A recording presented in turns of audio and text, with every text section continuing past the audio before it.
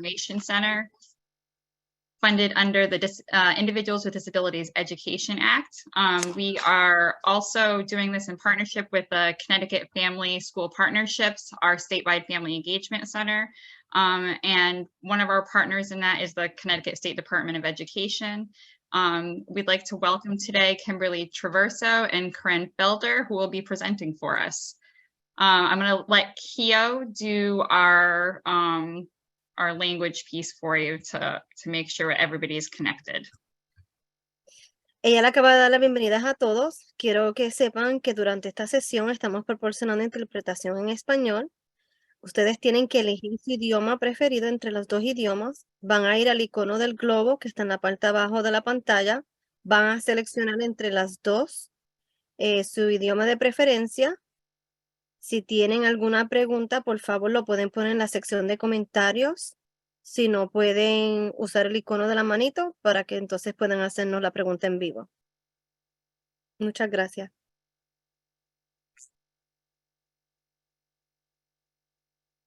Okay, I'll turn it over to Kimberly and Corinne. Thank you very much and welcome everyone. Looking forward to today. My name is Kim Traverso and I'm just going to get us started, and then Corinne will be taking over in regards to the data. So the big thing here is I want to talk about a couple of things. First, I want to say I'm honored to be here because this is a great partnership that we have sort of built this alliance between CPAC and the Center for Children in Advocacy and the State Department of Education. So I'm really thrilled that we are working together on this project. And this is a three-part series, which I'll explain to you a little bit more detail in another slide. But today we are actually going to be talking about systemically reducing suspensions and expulsions. But first, we really need to understand the law and policy and how it impacts our decision-making around suspensions and expulsions. And this work, I just want to explain, did not just start overnight. We have been working on this for years. This has been a priority for the State Department of Education. And I really believe that we are honestly taking a step back and being very reflective on how to build coherent systems in regards to school counseling. I'm sorry, in regards to school discipline. It's all the school counselors that are here, especially since the expectation is that we have of districts around systemically addressing school discipline. So I just want to set the stage for a moment. Think about this. Children who are suspended or expelled are as much as 10 times more likely to drop out of school, experience academic failure, grade retention, even hold a negative attitude towards school, and may encounter the juvenile justice system. And I'm talking pre-K to 12. So it is so critical to reduce the use of exclusionary discipline practices. And it also is not a matter of good practice, but it also is a policy obligation. And that's really what we're going to take a deeper dive into today. Moreover, the widespread of suspensions and expulsions and inconsistent policy and practices often disproportionately impact students of color and our students with disabilities. And we all know that students learn best through relationships where they feel safe, nurtured, and also a connection between school and family. And so that's really what we're going to talk about today. Next slide, please.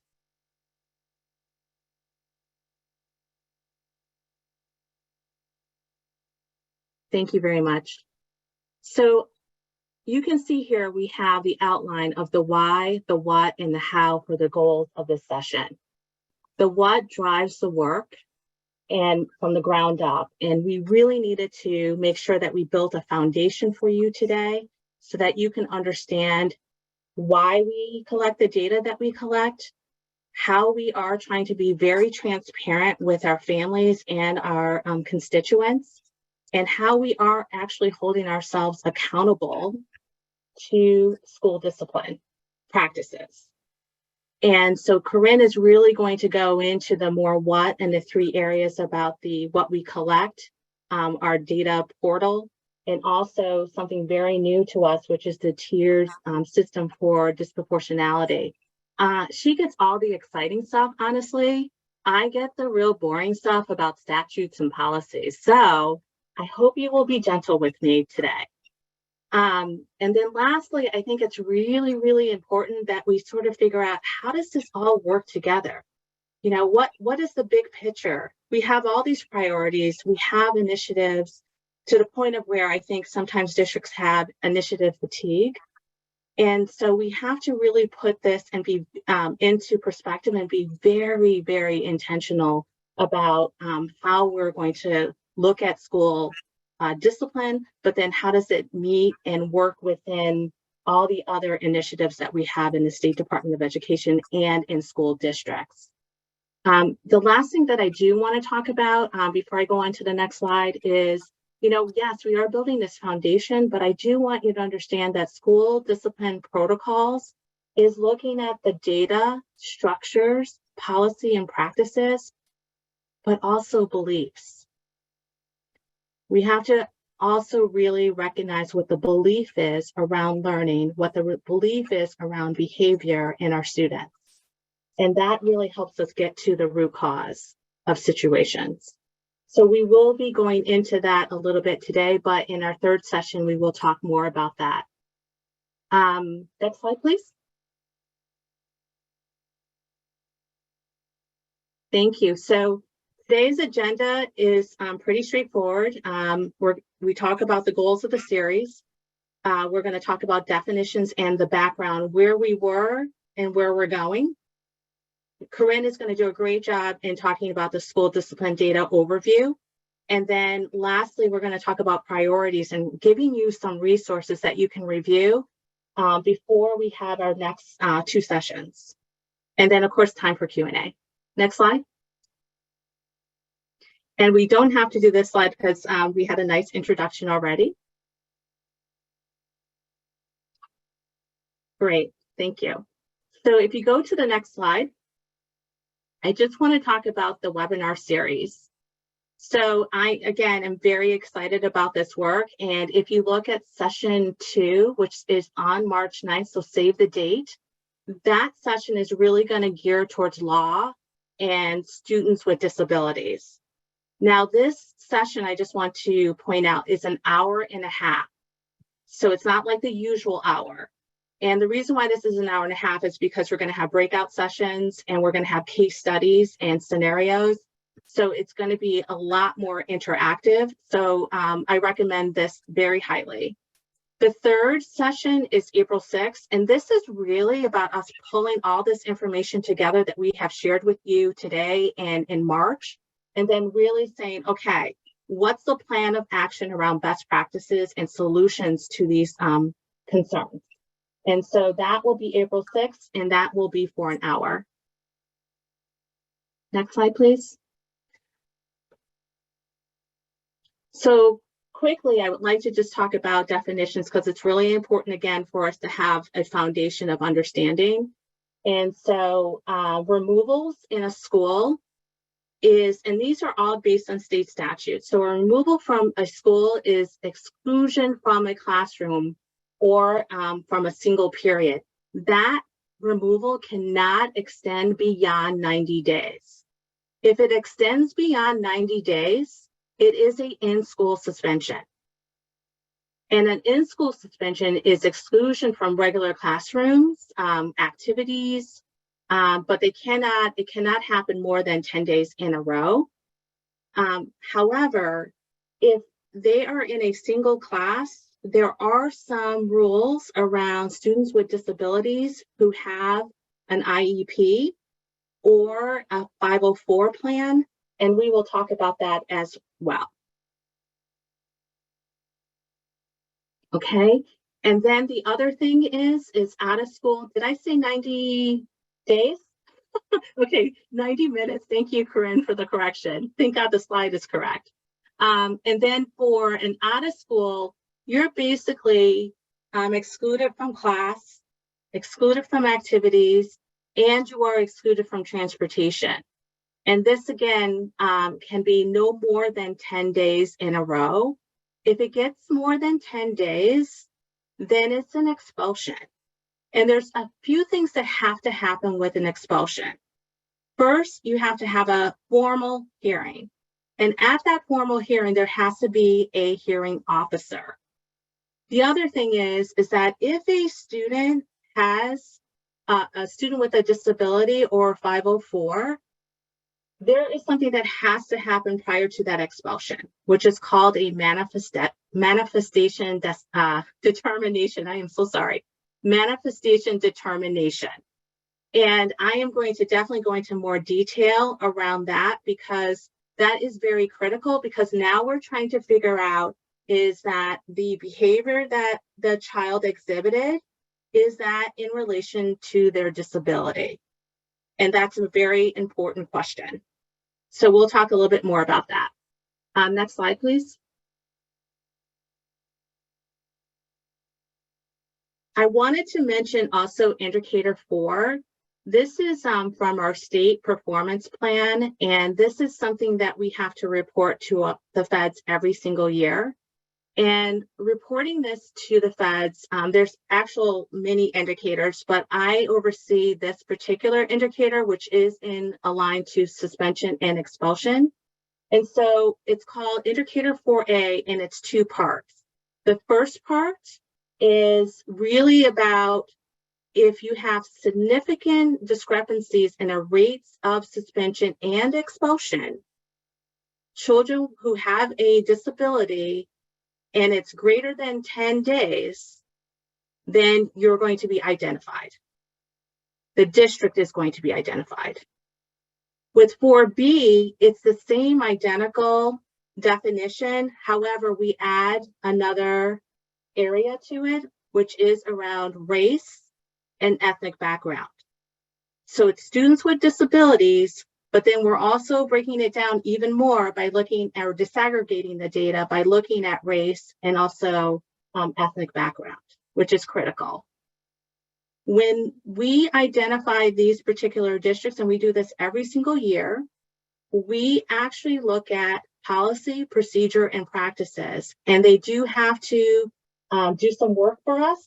We notify them, we ask them to do a self-assessment. We actually look at that self-assessment and really determine if they're in compliance with the law regarding students with disabilities. Next slide, please. So in our background, I just wanted to sort of give you the milestones and the history around what we have been doing and the importance of this work. So if you look in 2008, 2010, we actually presented guidelines for ISS and OSS, and we revised and updated that in 2010 based on statute 10-233C, which I am definitely going to go into more detail about because this is really critical. And there are very important choices that we make and decision rules that we need to follow in regards to determining if we're going to do an in-school suspension or an out-of-school suspension. The other thing is the SDE in 2013. We actually annually report to a board, and Corinne and I work on this project together every single year. And we actually take that data that's collected, analyze the data, break it out, put it into a report, but then also identify how we're going to address these concerns. So what are we proactively doing in order to make this better and to reduce suspensions? And then in 2015, we had a couple of things going on. That was when we had the restrictions around pre-K to 2 for suspensions and expulsions of little ones. And then we also provided a great deal of guidance around, what is for pre-K to 2 versus K to 2, and what does that actually look like. We provided professional learning so that they would have a good idea around what the expectation is under that law. And then in 2018, our commissioner, our current commissioner, actually formulated a statewide school discipline collaborative. I am a big fan of this collaborative. Corinne and I are a part of this team. And the reason why is because we're hearing the voices from the community. We're hearing the lawyers who are representing the districts. We're hearing the lawyers who are representing the family. We are hearing from politicians. We're hearing from even higher education and programming for educators. We're hearing parent advocacy groups. We're hearing from other advocacy groups. So it is a really great place to come and be able to make recommendations to our commissioner around school discipline.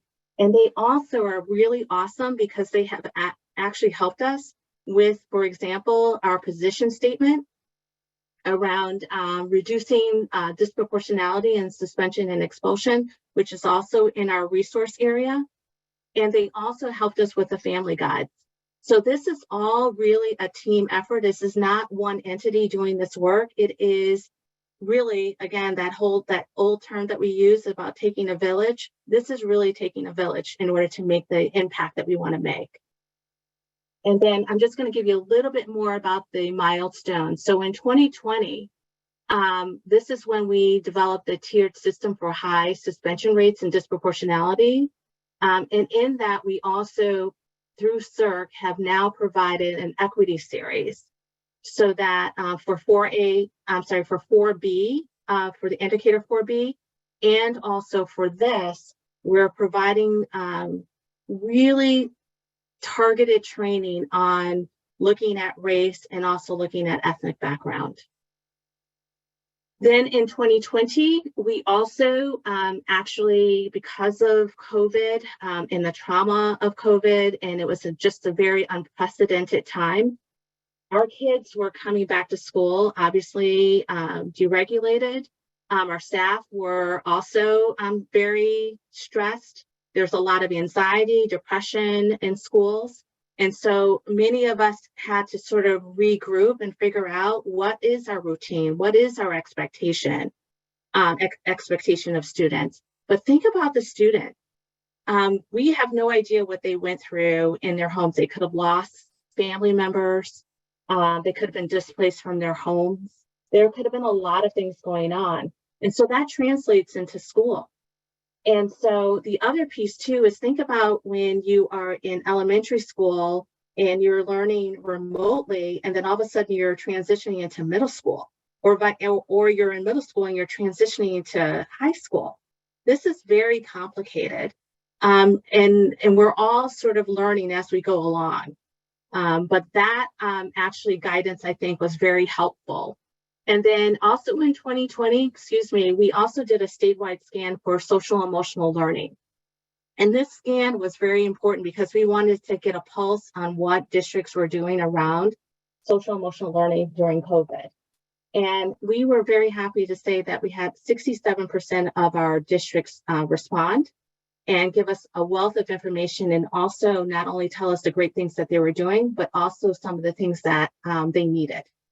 So, and then in 2021, based on that information, we actually started launching the social emotional learning assessment, which is called the Devereaux Student Strength Assessment.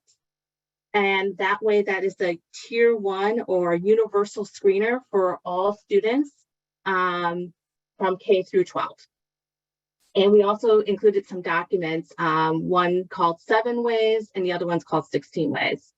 And then in 2021 as well, we also had the suspension guides and for expulsion and suspension for family guides. And that was really awesome because we worked with CPAC and we were able to give them, I think, over 1,000 copies of these documents so that we can share them with families. And we sent them out to districts as well. And then finally in 2022-23, March 1st, we are going in front of the board to have our social emotional habits approved for 4 through 12. We already have K to 3, and we're very excited about that. And then we also put out pre-K to 2 tips sheets. We had one on decision trees, one on behavioral cycle, one on de-escalation techniques, And then we also provided some videos. One was on ECCP, which stands for Early Childhood Consultation Partnership. We also had Mobile Crisis for 211, and then the pyramid model, which is about supporting social emotional learning for little ones. And I'm going to stop there and turn it over to my esteemed colleague, Corinne, and she's going to talk to you about the data. Unmute here. So good morning. Again, I'm Corinne Felder. It's so nice to be with you today, or good afternoon, I should say. Kim said that my part was the exciting part. I don't know how everyone feels about that. It depends if you're a numbers person or not. This might be your time to nap now. Don't know, but I'll try to make this interesting. So first, I'd like to start with a couple definitions and remind myself to slow down. So there's a few basic pieces of information about the data we collect that I'd like to share with you, including some definitions of words we use often in the discipline world. So the first is incident. So to us, that's the misconduct that took place. That's the SDE, or State Department of Education, groups incidents into 10 categories. However, we have quite a few codes that fall within those categories. The next is sanction. That's the disciplinary action or correction in response to that incident. This could be suspension, which is the ISS or OSS you keep hearing us say, expulsion, detention, etc. Next slide. What is required to be reported to the SDE? So not every incident is reported to us. Incidents that are required to be reported are those that result in school suspension, out of school suspension, bus suspension, or expulsion.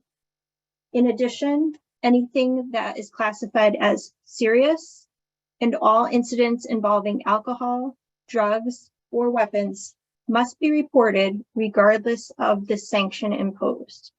That means if any weapon or substance is involved, including e-cigarettes, the incident is required to be reported to us. All bullying incidents must be reported regardless of sanction.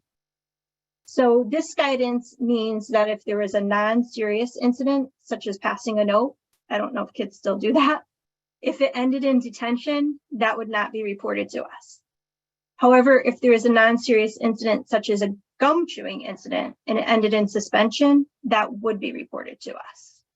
Non-serious incidents ending in a serious sanction, such as that gum example, are a great area of great concern to the SDE. Next slide. What is the data collection process? LEAs are local education agencies, otherwise known as school districts. This includes regional school districts, charter schools, the technical school system. We have 203 reporting entities that give us data. LEAs provide data via an online application. Data validation occurs upon upload. What that is it checks the data and ensures that all required fields are complete. The students reported match registered students, so we know who's in what district correctly, etc. After the data is reported to us and passes these basic error checks, the districts have a review period where they're encouraged to check their reports via built-in live reports, update the data as needed. The SDE then generates data exceptions that the LEAs are required to respond to. So the districts have an opportunity to respond to these particular questions we have for them. An example of a data exception would be if the incident count went up from 40 incidents in a year to 200 incidents, we would question the district about why. This could happen under natural circumstances. Maybe there's a fluctuation of enrollment, but sometimes it could be a data reporting error, which we try to identify ahead of time. The exceptions look at what is typical for that particular LEA, and then identify those fluctuations to potentially identify a discrepancy. After that, an LEA or district administrator must then electronically certify the data. This acts as a signature indicating accuracy and completeness of the data reported to us. After that, the data is then frozen, meaning no additional changes can be made at all. And this data is then used for the board report, federal reports, and Freedom of Information requests. Next slide.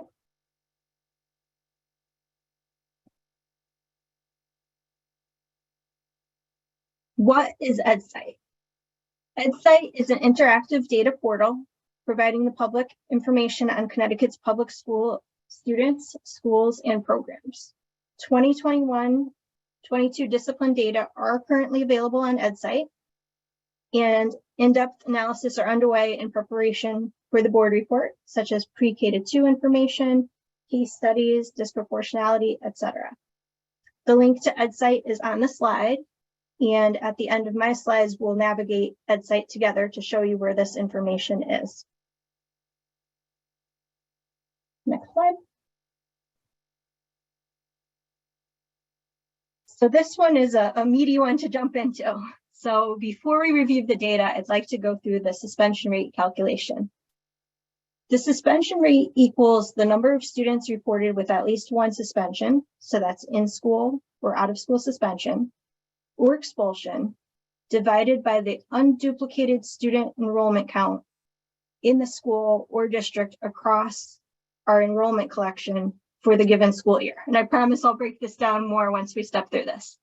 The definition goes on to say that when a filter or student group is selected, the suspension rate equals the number of students in that student group reported with at least one suspension, again, in school or out of school, or expulsion, divided by the particular enrollment of that particular student group.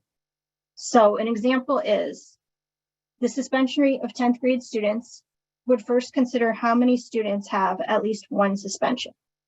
If there's a student with 3 suspensions, they're only counted once in that numerator. The denominator is then the overall count of 10th grade students. This methodology is used to calculate the percentages for all subgroups, which is grade, English learner status or EL status, special education status, gender, free and reduced lunch eligibility, and race and ethnicity. Next slide.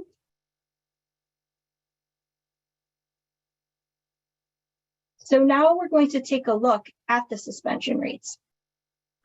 The suspension rate, again, the percentage of students with at least one suspension or expulsion divided by that enrollment, has returned to 6.5%, similar to the rate prior to the pandemic. And in each of these slides, we'll look at the 21-22 rate compared to the 18-19 rate, because that was our last full pre-pandemic school year. Next slide. Looking at the suspension rates by race and ethnicity, some groups return to a rate similar to the rate prior to the pandemic, while other groups have increased or decreased. The suspension rate of Black and Hispanic students has decreased, while the rate of Native Hawaiian, Pacific Islander students has seen an increase. The rate of white and students of 2 or more races has remained flat. Those are not highlighted on the slides, so that's 7.0 for 2 or more races in both 18-19 and 21-22. And for white students, it was 4.1% in 2018-19 compared to 4% in 2021-22. Next slide. The suspension rate of students in grades K through 12 has dropped from the rate prior to the pandemic. And Kim has mentioned the pre-K to 2 law. This is an area we look at quite a bit. And there's a nice breakdown that will be in our upcoming board report as well as our prior board reports.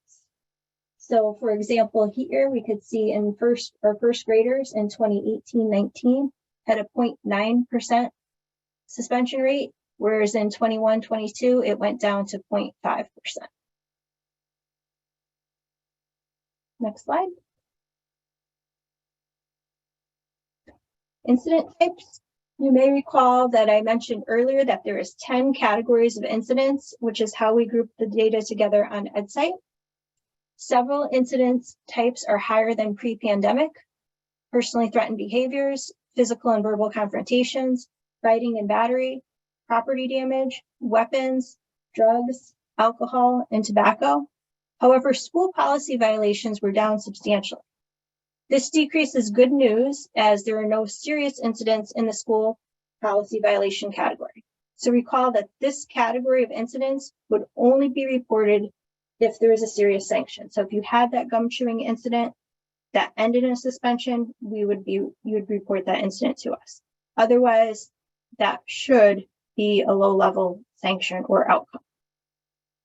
So what this tells me is that if there are still low-level incidents occurring, they're resulting in low-level outcomes or sanctions. And we could see that year after year of our data, excluding the pandemic years, this is the greatest number of incidents that were reported to the SDA. So this is great progress for us. Next slide.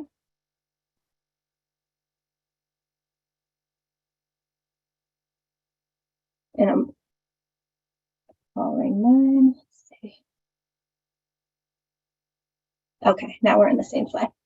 Suspension rates by sanctions. Students received more severe sanctions in 2021-22.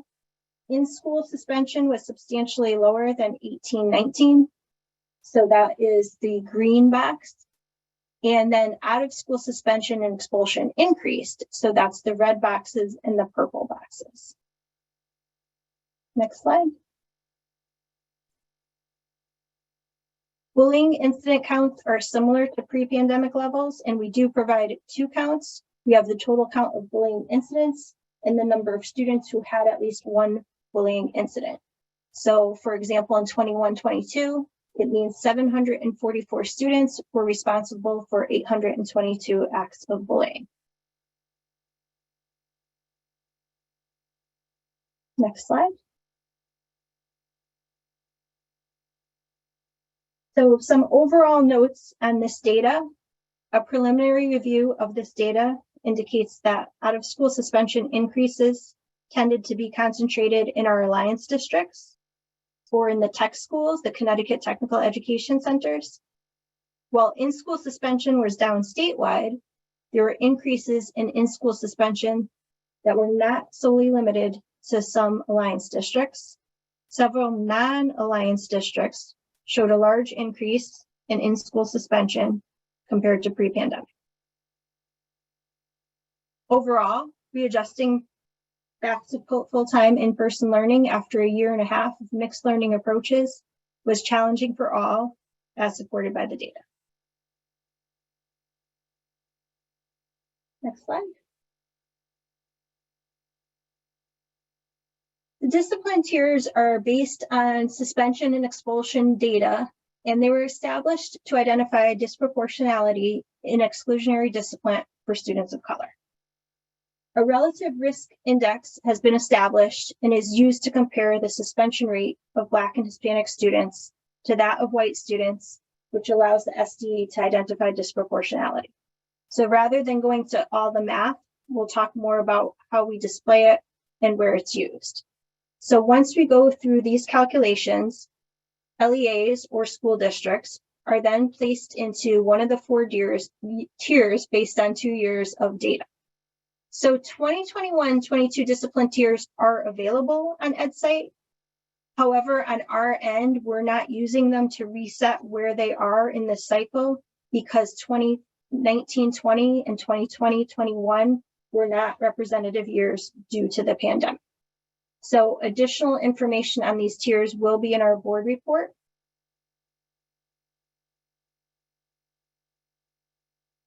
And thank you, Kim, for pointing out what the alliance districts are. I kind of glossed right over that.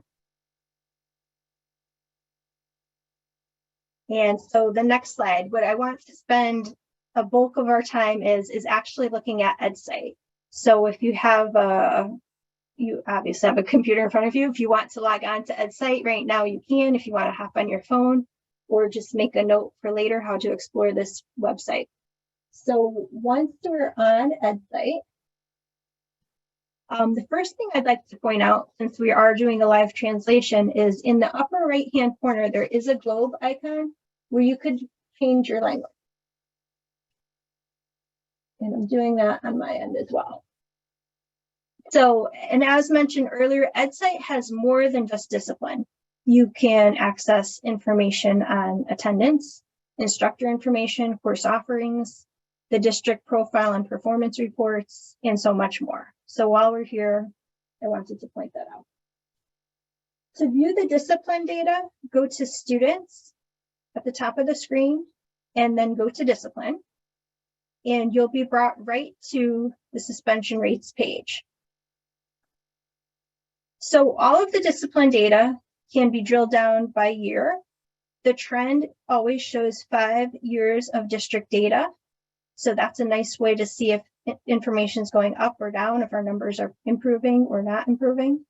You could look at state level data.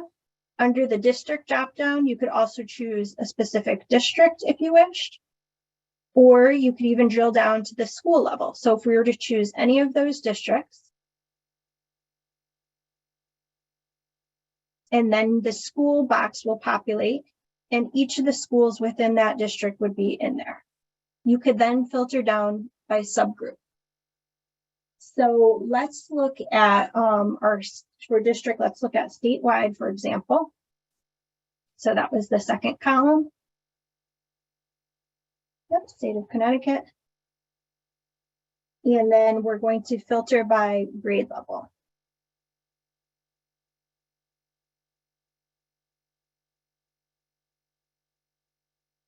And hit submit.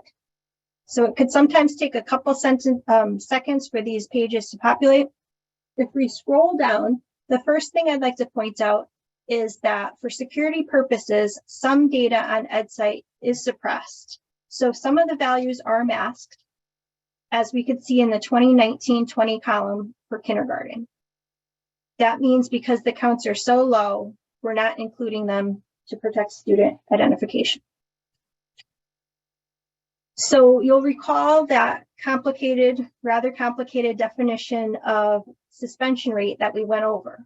Because of that, we're calculating the number of students suspended by the total in that group. So if you were to add up those percentages columns, you're not getting 100%. It's the percentage of students who are in kindergarten getting suspended, first grade, etc. It's not a percent of the overall enrollment population. So if we scroll down to the bottom of this page,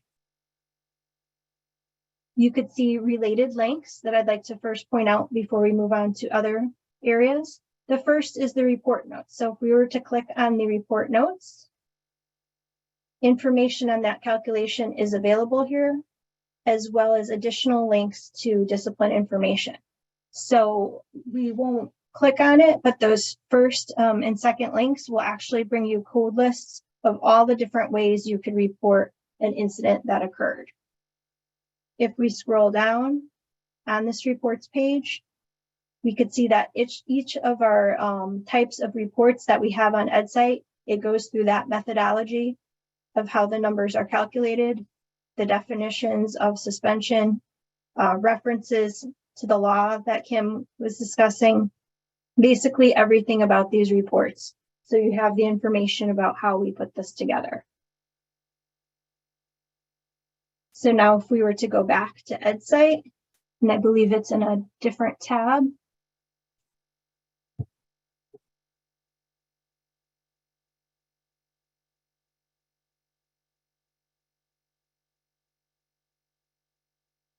I'm not sure if we lost Edsite.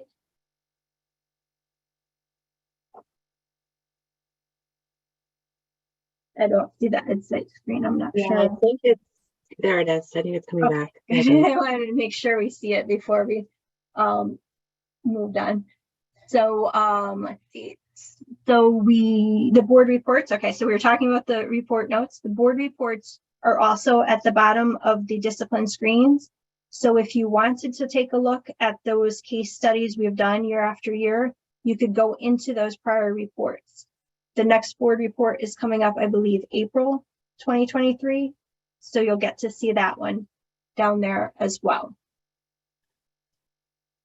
So now if we scroll back to the top of the screen, I'm just being mindful of the time here. We won't click on each of those. Those were all of the slides we saw earlier with those data tables, but I do want to look at the district tiers based on suspension and expulsion data. So again, this is where we're grouping districts by disproportionality. It's a color-coded system. So the districts that have the highest disproportionality are tier 4. So if we scroll down, this is another area where we could filter down by either year, district, or in this case, tier. So if we were to select in that second drop-down box, we scroll up just a little.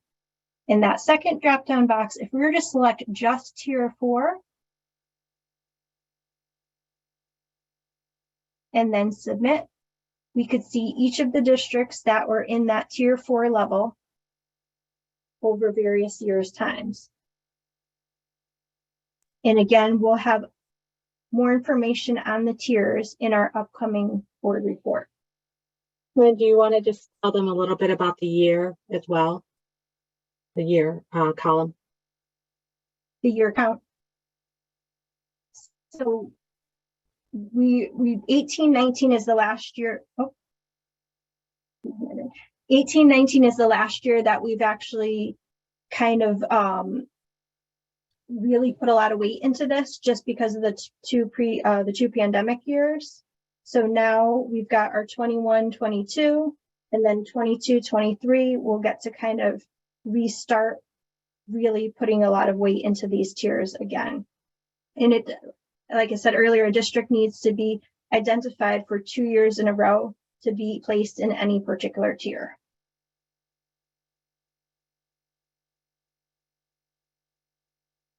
So the point of showing you all of this data, the tiers, everything, is to kind of let you know all of the different ways we look at the data.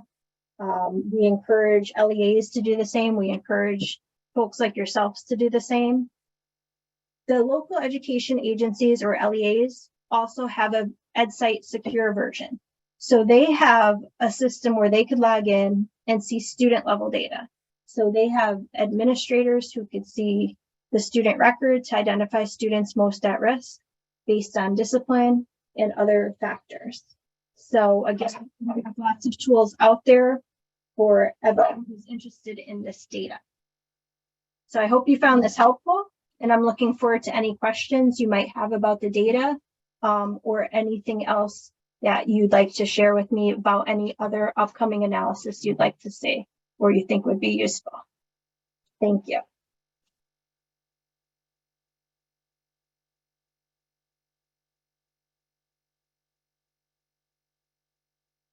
Thanks, Corinne. Okay, I am ready to go and talk a little bit more about policy. For the next slide, thank you very much. And, I just wanted to reiterate that this is really about not just,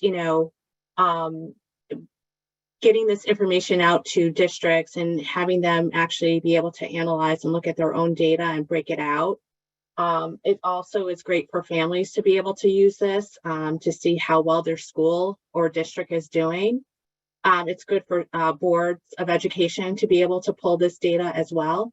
But the biggest thing is that the Connecticut State Department really wants to be transparent and really let you know where we are on the continuum, and that we are really working hard to make sure that our kids feel safe and nurtured. And we understand that there are going to be times when we have to, enforce the law because of, dangerous situations. We get that.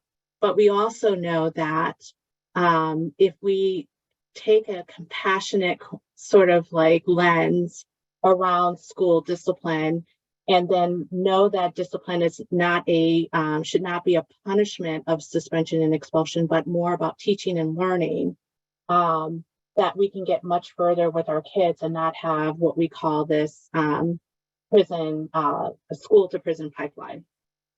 So I appreciate that so much, Corinne, in sharing that data. So let's talk about 10.233C, which is one of my favorite parts. And the reason why it's my favorite is because it really is saying to you, and I'm going to read it to you. It says, all suspensions from school shall be in school suspended or suspensions unless the administrator determines that the students possess such a danger to the environment or disruption to the educational environment or the process, then it shall be an out-of-school suspension. So let's talk about that for a moment.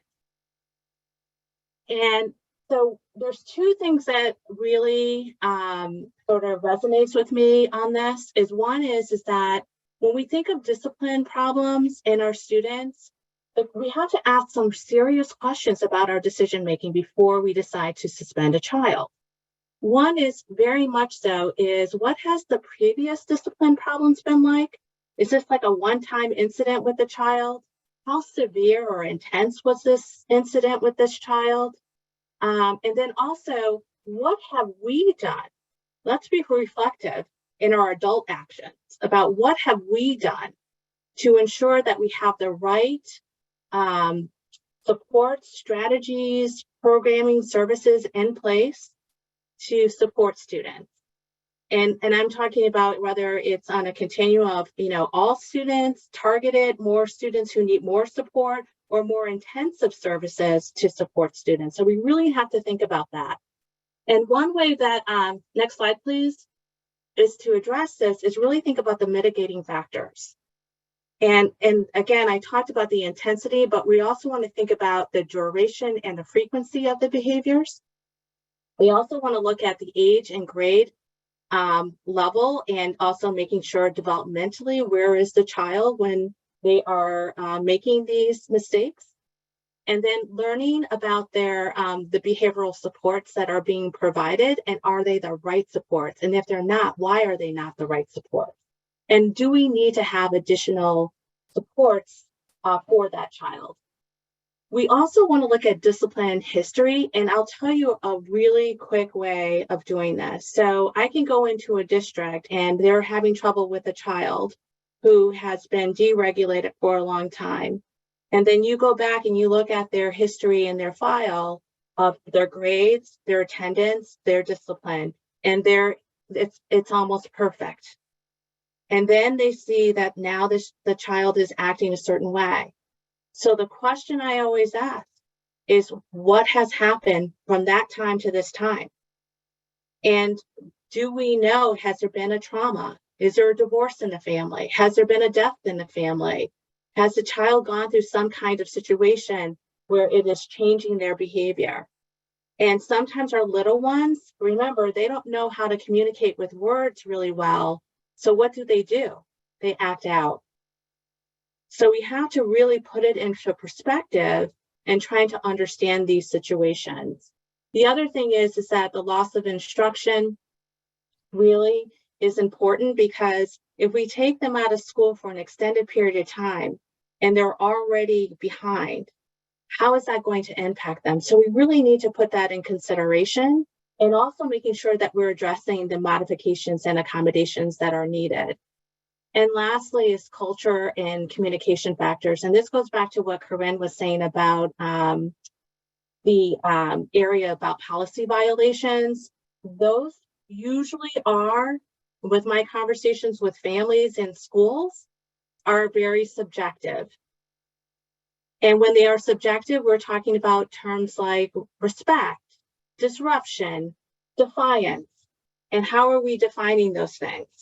So it's really, really important that we sort of take a step back and really look at what those policy violations are, and how can we sort of reframe the way that we are using that kind of language and actually get away from exclusionary practices.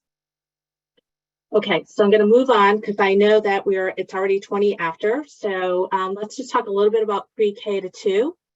And with pre-K to 2, I want to really talk about K to 2 right now. So first, an out-of-school suspension for students who are kindergarten to grade 2 is only appropriate for, again, violent or sexual in nature. Those are the only two reasons why we should have a student who's kindergarten or through grade 2 should be out of school suspended. That is it. No other reason. For pre-K, no expulsions whatsoever. And I also want to talk about forced pickups. If a school forces a parent to pick up or a guardian to pick up a child, that is a suspension. So as an advocate, I always say to families, ask the school, if they're asking me to come pick up my child, is this a suspension? Because we're not supposed to be doing that. We need to provide the services and supports in the school to help the child. And then also the other thing is, so the only time that we would have an expulsion for pre-K is under federal law, which is a possession of a firearm. And also for out of school suspensions, they do not happen for our pre-K students. So no out of school suspensions and no expulsions except for possession of a firearm. Okay. All right. So let's go to the next slide, please. And I think I don't really need to go into this because I think Corinne already covered this pretty darn well. I think the only thing that we would add in there is that we also look at school-based arrest as well. And she might have said that and I missed it. So next slide. So these slides here, because we only have a short period of time here, I really just took the information from the family guides, which you have now, because I saw it in the chat and also it's posted on our website. But I think it's really imperative that families understand what their rights are in regards to suspensions and expulsions. And also, I really think it's important that they also understand what an in-school suspension is, especially if it is for a student who has an IEP or 504. So really quickly for suspension rights, it's not a formal hearing. It can be an informal hearing. And they should be able to have the opportunity to make up work. The other thing is, though, that's really important is that the student and the family has a right to tell their side of the story. So if they have an informal hearing and this happens, the child gets the right to say, this is what, happened, or this is my side of the story. That's really important. The other issue, or not an issue, but we do not have any state law that says that they have the right to appeal a suspension. So, but the district may have their own rules. So you might want to go online and look at the code of conduct in regards to that process. Now, I also want to just talk a little bit about child fine really quickly on the next slide. It is by law, we are supposed to actually, if a child has a pattern of behavior, that's a frequency of types of behavior, there is an evaluation process that needs to occur. And this evaluation process is really to help the student be able to have the supports that are needed based on the needs. And it may not be a disability per se, it may not be 504, but they might need some type of supports in order to help them. Now, after the evaluation and they do determine that there is a disability or that they may need a 504 plan, then we sit down and we have what we call a planning and placement team meeting, and we discuss that in a child fine situation. But child fine is not just for suspensions or school discipline. It is for if a child is chronically absent. If you see something that is a change in a child's behavior or pattern, then we need to make sure that we are providing the right services for that child because they may need some additional support. So this is really, really important. And I'm sure that next month that we're going to talk about that in a lot more detail. Okay, 26 after. So students with disabilities in ISS, I just really want to reiterate this. You have to have these three components, not one, not two, but all three need to happen. One is appropriate participation in general education curriculum. They must receive their services in regards to their IEP or their 504 plan, so any modifications or accommodations, and they must continue to participate with their non-disabled peers. Those three things have to happen for a student to go into ISS and for it to work. And then I'm going to just go really quick into the expulsion rights of families. And I'm not going to go into detail here, but it is a formal hearing and there has to be a hearing officer, and you do have rights as far as the notification of when you're having the hearing. It has to be at least 5 days before. Parents have the right and families have the right to have an advocate or a lawyer. And if they need to have a little bit more time, they can have up to 1 week in order to get that advocate or lawyer. And then also the other thing is that they are entitled to the evidence that is being presented. There may be some times where it may impact FERPA laws, so they may not get that information, but overall they are entitled to be able to present their side and bring their witnesses and evidence to that hearing. Next slide, please. Okay, and really quickly, I just put in here, I'm not going to talk about these things, but these are some of the resources that we have for you in regards to the family guide. This is what we were talking about with the partnership with the Office of Early Childhood and Pre-K to 2 that we just finished. And then I have a wealth of resources here at the end. So I'm going to stop there. And I just want you to know that I know this is a wealth of information. And if you have additional questions or concerns, and we don't get to them today, feel free to make sure that you can call either one of us or email either one of us, and we will certainly help you. Okay, thank you so much. And it was a wonderful experience. So I hope you enjoyed this. Thank you. Thank you so much. That was wonderful. And for anyone that's interested in a hard copy of the brochure, we do still have a few at CPAC. So if someone could pop our phone number or email in the chat box, you're welcome to ask us for a copy of the brochure, the flyers on, what are they called, Kim? The family guides on expulsion and suspension. We have some hard copies. Okay, we do have a question. Oh, I just want to say we do have one question. And yes, the Devereaux Student Strength Assessment is a universal screener and it is free to districts. If you are interested in learning more about that, feel free to give me a call or email me.